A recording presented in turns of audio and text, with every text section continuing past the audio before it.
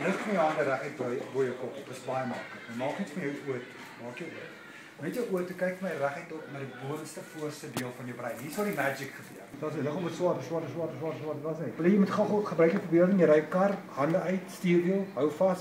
As ek my vingers klap en ry daai kar uit 'n vierkantige wiele, so jy gaan op en af hop, jy gaan nie weet hoekom nie.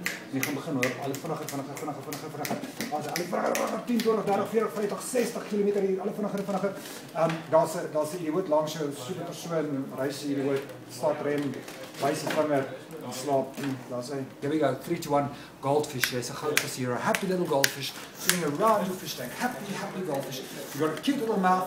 Through my lake, you're swimming around your fish tank. Happy little goldfish. Dit is 'n wasmasjien gevoel. 'n Goue visie. Lekker heerlik swem in die see. Kar, 'n poepel wat langs my ry, wat definitief nie weet hoe om te ry nie. So ja, dis hoe dit gevoel het. Baie weird. Is jy okay nou? Ja nee, ek's reg. Andrei, die skreeusnaakste hypnotiseer. Laat nie net gehore skaterlag met sy kaskanades op die verhoog nie. Hy's ook 'n man wat daarvan hou om in donker grotte rond te kruip.